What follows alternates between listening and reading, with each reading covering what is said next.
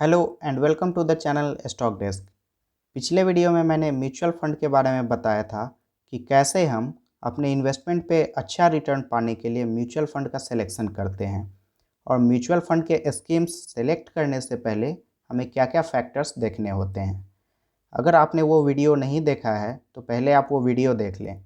Link मैं इस video के डिस्क्रिप्शन बॉक्स में डाल दूँगा। आज मैं इस वीडियो में बताऊँगा कि हम म्यूचुअल फंड का पोर्टफोलियो कैसे डिज़ाइन करते हैं। मीन्स हमें अपने इन्वेस्टमेंट पैकेज में कौन कौन से कैटेगरीज रखनी चाहिए और कैसे हम इन्वेस्टमेंट अमाउंट को डाइवर्सिफाई कर सकते हैं। तो वीडियो में आगे बढ़ने से पहले हम आप सबसे रिक्वेस्ट करते हैं कि वीडियो अच्छा लगे तो लाइक एंड शेयर ज़रूर करें और चैनल को सब्सक्राइब करें। सब्सक्राइब करने से क्या होगा, आप जब बेल नोटिफिकेशन प्रेस करेंगे तो जब भी मैं अगला नेक्स्ट कंटेंट डालूंगा तो वो आपको ईजिली अवेलेबल हो सकेगा। तो म्यूचुअल फंड का पोर्टफोलियो बनाने के लिए हम सबसे पहले क्या करते हैं, हम सबसे पहले अपना गोल डिसाइड करते हैं। ओके, तो अभी हम देखते हैं यहाँ पे म्यूचुअल फंड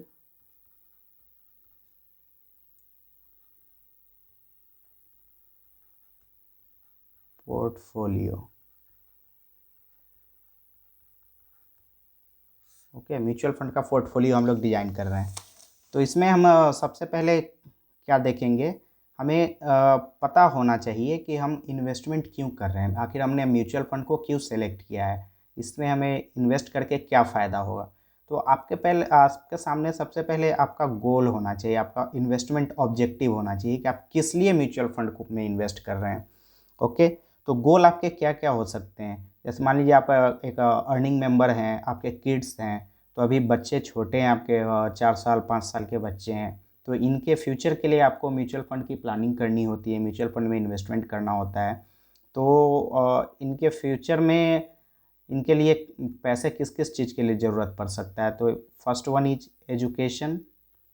आपको बच्चे को अच्छा एजुकेशन देने के लिए एजुकेशन का ऐसे ही इन्फ्लेशन रेट काफ़ी ज़्यादा होता है, तो आपको फ्यूचर में काफ़ी अच्छा खासा पैसा लगता है बच्चे को पढ़ाने के लिए। तो उसके लिए आप म्यूचुअल फंड में इन्वेस्ट करेंगे, उसका एक आपके पास में एक कॉर्पस होना चाहिए ताकि आप अच्छा से अच्छा एजुकेशन अपने बच्चे को प्रोवाइड कर सकें। सेकेंड वन इज कोई क्यों इन्वेस्ट करेगा, आगे इनको बच्चे की शादी करनी होती है तो इसमें भी पैसे चाहिए होते हैं, मैरिज। ठीक है, तो बच्चे के मैरिज के लिए, या फिर आपको आगे घर भी खरीदना है, अपने हाउस के लिए प्लान करना है, हाउस प्लान। उसके बाद या फिर आपका वैकेशन हो सकता है, आप कहीं अच्छे ट्रिप पे जाना चाहते हैं तो उसके लिए भी आप म्यूचुअल फंड से अपना उसका पैकेज के लिए आप अपना फंड तैयार कर सकते हैं। उसके बाद सपोज आपको अगर कार खरीदना हो, कार के लिए भी आप जो कार या जो भी कुछ आपको खरीदना हो तो उसके लिए भी आप एक अपना गोल डिसाइड कर सकते हैं कि म्यूचुअल फंड में हमें किस लिए अपने पैसे को इन्वेस्ट करना है। इससे क्या हुआ कि आपके सामने में जब एक गोल होता है तो आप उस हिसाब से आप हर चीज़ प्लान करते हैं, आपको पता होता है कि मुझे कब पैसे की ज़रूरत पड़ेगी। तो आप जब मार्केट निगेटिव शो कर रहा होता है, मीन्स कि अगर मार्केट में मंदी चल रही होती है उस समय आप ज़्यादा पैनिक नहीं होते हैं, और फिर क्योंकि आपको पता है कि अभी पैसे की ज़रूरत नहीं है, आफ्टर 5 ईयर्स में मुझे ये पैसे की ज़रूरत होगी, तो 5 ईयर्स में मार्केट फिर रिकवर करेगा और मेरा जो इन्वेस्टेड मनी है उससे अच्छा रिटर्न भी मुझे मिल जाएगा। तो इसलिए आपको एक गोल डिसाइड करना ज़रूरी होता है ताकि आप पैनिक ना हो। ओके, तो जब हम गोल डिसाइड कर लेते हैं तो सपोज कि आप चलते हैं हम सबसे पहले एजुकेशन पे। आपने अगर एजुकेशन का गोल बना लिया है कि बच्चे के लिए मुझे एजुकेशन के लिए पैसे जमा करना है, और आप वन टाइम तो इन्वेस्ट इतना ज़्यादा अभी नहीं कर पाएंगे, तो सबसे बढ़िया रहता है कि आप एसआईपी कीजिए। मीन्स कि मंथली बेसिस पे आप इन्वेस्टमेंट अगर करते हैं तो कैसे हम अच्छा से अच्छा रिटर्न पा सकते हैं। तो अब हमने अपना गोल सेलेक्ट किया है एजुकेशन, तो एजुकेशन गोल को अचीव करने के लिए हम क्या करते हैं। अभी सपोज कीजिए कि एट प्रेजेंट कोई अगर अभी कोई अपने बच्चे को MBBS कराता है, कहीं पे मेडिकल की पढ़ाई कराता है, तो एक एग्जांपल ले लेते हैं। मान लीजिए कि उसका 10 लाख अभी खर्च आ रहा है गवर्नमेंट कॉलेज में। ओके, गवर्नमेंट मेडिकल कॉलेज में मान के चलते हैं कि 10 लाख का खर्चा आता है। तो अभी कोई पढ़ाएगा तो ठीक है, 10 लाख का खर्चा आएगा, लेकिन आपका बच्चा कितना अभी 4 to 5 ईयर्स है या 3 ईयर्स है, तो इसको मेडिकल जब भी आगे कोई एजुकेशन, हायर एजुकेशन के लिए कितने अमाउंट की ज़रूरत पड़ेगी, वो आपको फ्यूचर वैल्यू इसकी निकालनी होती है। तो अभी आप अगर 10 लाख खर्च करते हो तो इसकी फ्यूचर वैल्यू क्या होगी 10 लाख की। तो फ्यूचर वैल्यू कैलकुलेट करने के लिए हमें कुछ पॉइंट्स चाहिए होता है। मीन्स कि क्या, कौन से पॉइंट्स चाहिए होते हैं, तो टाइम, कितने टाइम बाद आप देख रहे हो। आप अगर 10 ईयर्स बाद आपको पैसे की ज़रूरत पड़ती है एजुकेशन के लिए, तो ये हमारा टाइम फ्रेम हो गया, टाइम 10 ईयर्स का हो गया। ओके, फिर इन्फ्लेशन का रेट देखना पड़ता है, इन्फ्लेशन रेट। तो एजुकेशन का इन्फ्लेशन रेट कितना है, 9 से 10%। ओके, 9% to 10%, ये एजुकेशन का इन्फ्लेशन रेट है। मीन्स कि अभी अपने टाइम डिसाइड कर लिया, अपने इन्फ्लेशन का रेट डिसाइड कर लिया, और प्रेजेंट वैल्यू आपने डिसाइड कर ली, तो आपको फ्यूचर वैल्यू निकालनी है इसकी। प्रेजेंट वैल्यू क्या है, ये 10 लाख है। तो फ्यूचर वैल्यू के लिए फॉर्मूला क्या होता है, सिंपल फार्मूला होता है इसका, कंपाउंड इंटरेस्ट सबने पढ़ा होगा। तो future value is equal to present value in multiplied by 1 plus rate. Means कि इन्फ्लेशन रेट है, यहाँ रेट से मतलब है inflation rate, 1 plus R/100 to the power n। n means time frame, कितने समय के लिए आप इन्वेस्ट कर रहे हैं। तो चलिए इसका एक हम बेसिक कैलकुलेशन करते हैं, ये एक्सेल सीट में कैलकुलेशन करते हैं, तो यहाँ पे हमें समझ में आएगा। ओके, तो एक्सेल सीट में हम इसको देखते हैं। तो अभी मेरी जो प्रेजेंट वैल्यू है, प्रेजेंट वैल्यू जो है, प्रेजेंट वैल्यू ये अभी कितना डिसाइड किया हमने, 10 लाख। ओके, 10 लाख। और रेट, इन्फ्लेशन रेट है ये हमारा हो गया है 8% मान लेते हैं, 8% इन्फ्लेशन रेट है। और टाइम हमारे पास कितना है, टाइम आफ्टर 10 ईयर्स मुझे इस पैसे की ज़रूरत पड़ेगी। ओके, तो इसका हम फ्यूचर वैल्यू निकालेंगे, फ्यूचर वैल्यू निकालेंगे। तो फ्यूचर वैल्यू के लिए हमने फार्मूला क्या लिखा है, present value, this present value multiplied by 1 plus rate by 100। Means कि this 8% to the power 10 years हमने लिया है, तो 10 कर देंगे यहाँ पे इंटर। तो ये कितना वैल्यू आ रहा है, अभी इसको मैं थोड़ा बड़ा कर देता हूँ ताकि क्लियर दिखे ये।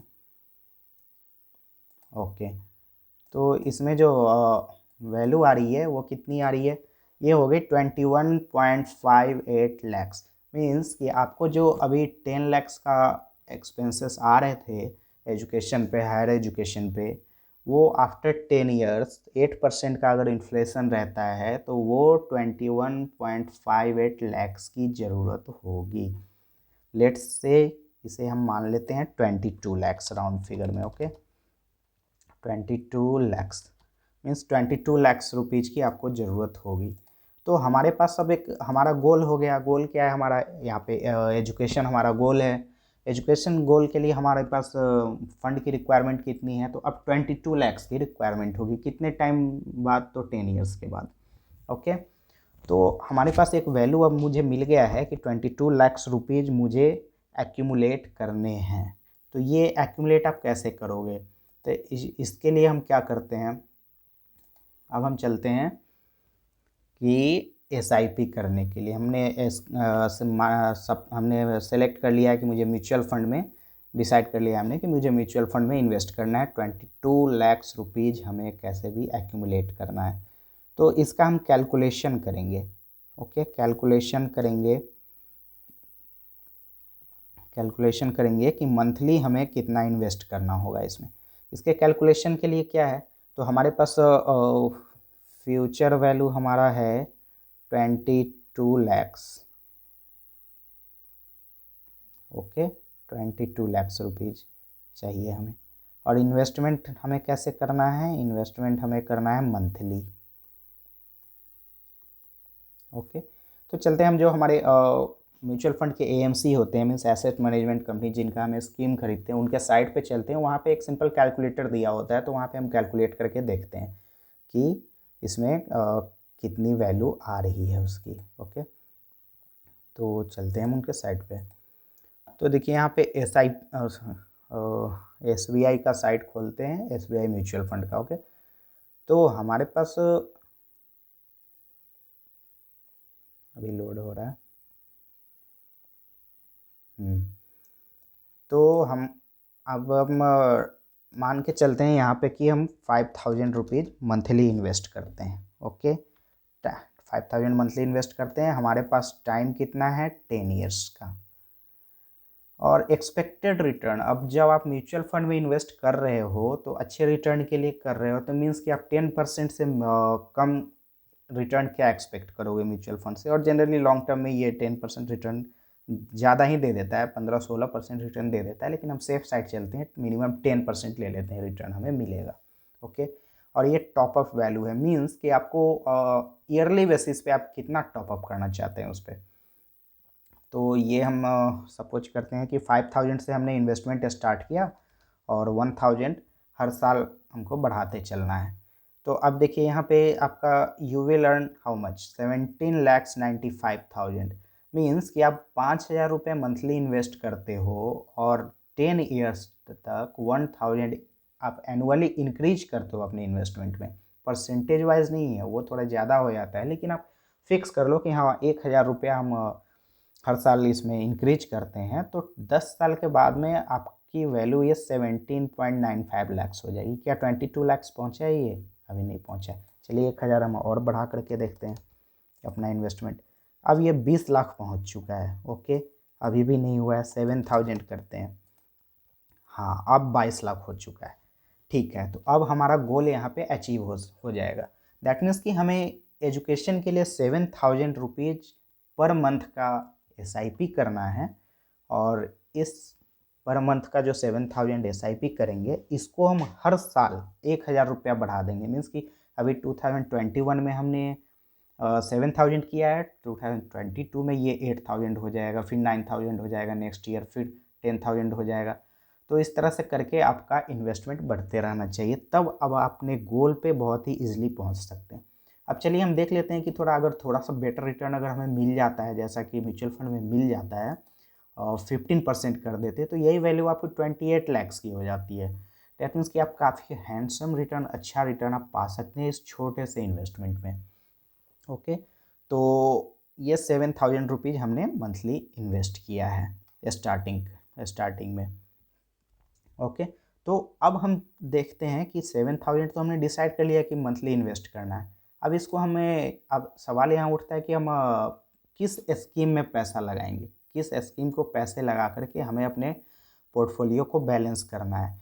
क्योंकि ये कहा जाता है ना कि आप don't put all eggs in single bag, आप एक ही बैग में सारे अंडे नहीं रख सकते, क्योंकि बैग अगर गिरेगा तो आपके सारे अंडे फूट जाएंगे। तो इसलिए आपको डाइवर्सिफाई करना होता है। यहाँ पे आपने 7000 रुपीज़ आपको इन्वेस्ट करना है, तो कोई एक ही स्कीम में आप इन्वेस्ट नहीं करोगे, क्योंकि एक स्कीम में अगर आप इन्वेस्ट करते हो तो क्या होगा वहाँ पे, अगर वो स्कीम परफॉर्म नहीं करेगी तो आपका गोल तो धरा का धरा रह जाएगा, आपके सारे इन्वेस्टमेंट प्लान बर्बाद हो जाएंगे।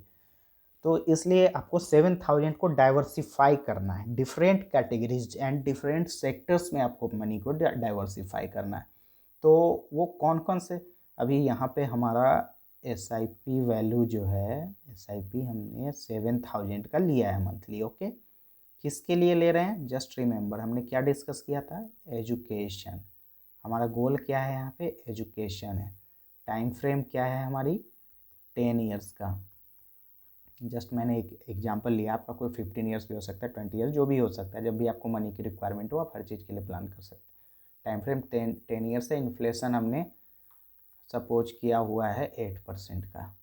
ओके, इसके हिसाब से हमने डिसाइड किया है कि हमें 7000 मंथली SIP करना है। अब हम यहाँ पे क्या डिस्कस कर रहे हैं, हम डिस्कस कर रहे हैं कि हमें कौन सा स्कीम सेलेक्ट करना है। Scheme, scheme and categories. Categories क्यों? स्कीम तो ठीक है, समझ में आता है कि कौन से स्कीम में इन्वेस्ट करना चाहिए। कैटेगरीज क्यों? कैटेगरीज क्यों मैं बोल रहा हूँ, ये पिछले वीडियो में मैंने बताया हुआ है कि कैटेगरीज हम क्यों सेलेक्ट करते हैं। कैटेगरीज टू डाइवर्सिफाई, हमें अपने मनी को, इन्वेस्टमेंट को डाइवर्सिफाई करना है, इसलिए डिफरेंट कैटेगरीज होनी चाहिए। डिफरेंट कैटेगरीज में इन्वेस्ट करेंगे हम, ठीक है। वो कैटेगरीज क्या होगा? लार्ज कैप होगा, मिड कैप होगा, स्मॉल कैप होगा, हाइब्रिड होगा जिसको बैलेंस्ड फंड बोलते हैं,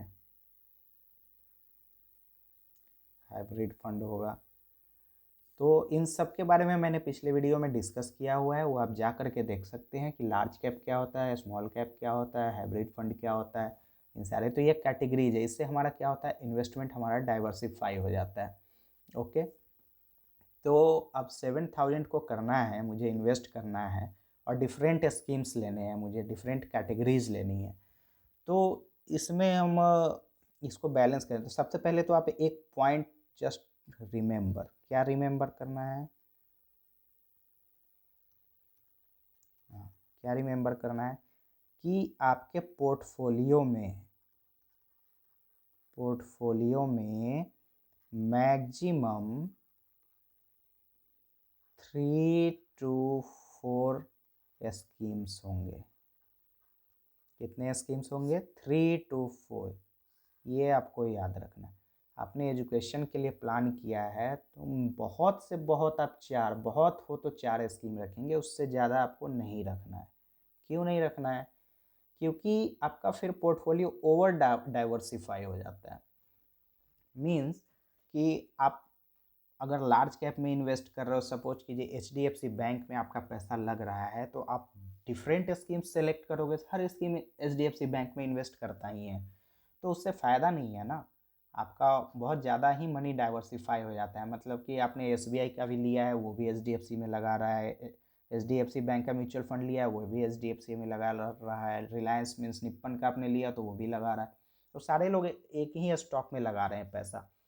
तो वहाँ पे क्या हो जाता है कि हमारा ओवर डाइवर्सिफाई हो जाता है। अगर फेल हुआ, किसी ने परफॉर्म नहीं किया, तो आपका सारा फंड खराब हो जाएगा। तो इसलिए डाइवर्सिफाई करना है, ओवर डाइवर्सिफाई नहीं करना है, इसलिए आपको मैक्सिमम 3 to 4 स्कीम्स ही रखने हैं अपने पोर्टफोलियो में। ओके, ये हमने यहाँ पे डिसाइड कर लिया कि 3 से 4 ज़्यादा स्कीम हम नहीं रखेंगे। अब आपको ये भी देखना है कि आप किस टाइप के इन्वेस्टर हो। कंजर्वेटिव इन्वेस्टर हो, मीन्स कि आपको यहाँ पे इन्वेस्ट करने में डर, आपके पास अगर टाइम कम है, if you have less time then go with large cap plus mid cap and hybrid fund. ये सारे आपके पास टाइम कम है, मीन्स कि आपके पास 7 ईयर्स है, 8 ईयर्स है, बाद ही पैसे चाहिए आपको। तो वहाँ पे क्या होता है, आपके मनी को ग्रो करने के लिए ज़्यादा टाइम नहीं बचता है, तो वहाँ पे आप रिस्क नहीं ले सकते। ये स्मॉल कैप क्या होता है, इन रिटर्न काफ़ी अच्छा दे देता है, ये 25%, 30% का रिटर्न कर देता है हमारे पोर्टफोलियो में, लेकिन ये पैसा खाता भी उतनी ही तेज़ी से है। ओके, तो ये रिस्की होता है, यहाँ पे लिक्विडिटी की कमी होती है। जब आपको पैसे चाहिए होंगे उस समय हो सकता है, चूँकि ये छोटी कंपनियों में इन्वेस्ट करते हैं ना, तो जब आपको पैसे चाहिए होंगे उस समय आप पैसा ईजिली, बहुत ही जल्दी निकाल भी नहीं पाएंगे। तो इसलिए स्मॉल कैप में हम ज़्यादा अमाउंट नहीं डालेंगे। तो हमारे पास अगर टाइम कम है, हमारे पास टाइम कम है, तो हम सेफ़ जगह थोड़ा सा इन्वेस्ट करेंगे, मीन्स कि large cap, mid cap and hybrid fund में इन्वेस्ट करेंगे। तो 7000 को हमको इन्वेस्ट करना है, तो चलिए हम यहाँ पे डिस्ट्रीब्यूट कर देते हैं। लार्ज प्लस मिड कैप में हमने डाल दिया, लार्ज प्लस मिड कैप। आप सेपरेटली भी कर सकते हैं, लार्ज कैप और मिड कैप अलग अलग स्कीम ले सकते हैं, लेकिन बेटर रहता है एक लार्ज एंड मिड कैप करके आता है फंड, उसमें आप डाल सकते हैं। तो इसमें हमने डाल दिया 3000। ओके, 3500। एंड फिर हाइब्रिड फंड में, हाइब्रिड फंड क्या करता है, ये आपका इक्विटी एंड डेब्ट दोनों में इन्वेस्ट करता है। मीन्स कि पैसा यहाँ पे रिटर्न कम है, रिटर्न आपको 10-12%, 8%, 9% जो भी हो मिल जाएगा, बट इसमें आपका क्या है, ये पैसा यहाँ पे सुरक्षित है, तो आपका पोर्टफोलियो यहाँ पे बैलेंस्ड हो जाएगा।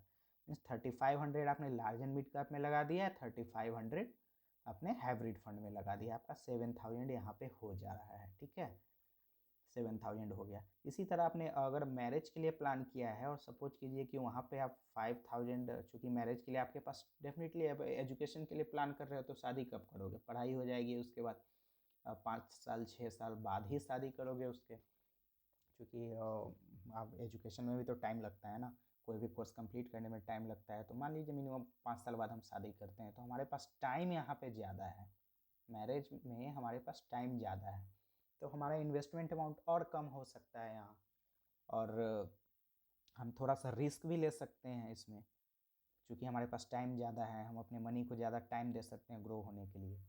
तो यहाँ अब अगर मान लीजिए 5000 का यहाँ पे इन्वेस्टमेंट करना है तो 5000 में हम क्या करेंगे, थोड़ा सा स्मॉल कैप ले लेंगे, फिर मल्टी कैप ले लेंगे। एक मल्टी कैप भी होता है जो काफ़ी मुझे अच्छा लगता है, ये मल्टी कैप क्यों अच्छा लगता है ये भी मैं पिछले वीडियो में बता चुका हूँ, आप देख सकते हैं वहाँ जा करके। तो 5000 है तो आप इसमें ले सकते हैं। स्मॉल कैप में थोड़ा मिनिमम एक्सपोजर आप दे सकते हैं, मान लीजिए 2000 रुपीज़ हम पर मंथ डालते हैं। फिर उसके बाद मल्टी कैप हमने सेलेक्ट कर लिया, ओके, मल्टी कैप सेलेक्ट कर लिया तो मल्टी कैप में हम वंस अगेन 3000 कर दिए, तो ये हमारा 5000 हो गया। तो ऑल टू ऑल मिला करके आप देख रहे हो कितने स्कीम हो गए आपके, 1, hybrid 2, small cap 3 and multi cap 4। बस इससे ज़्यादा हमें नहीं प्लान करना है। अगर फर्दर कोई गोल है तो वहाँ पे भी आप इन्हीं सब में से अमाउंट बढ़ा सकते हैं, अपने इन्वेस्टमेंट का अमाउंट बढ़ा सकते हैं, बट 4 से ज़्यादा अपने पोर्टफोलियो में नहीं रखते। सपोज कीजिए कि आपने यहाँ पे 7000 कर दिया है, अगर कार के लिए भी आपको प्लान करना है, आपके पास पैसे आप प्लान कर रहे हैं, तो आप इसी में अमाउंट बढ़ा सकते हैं।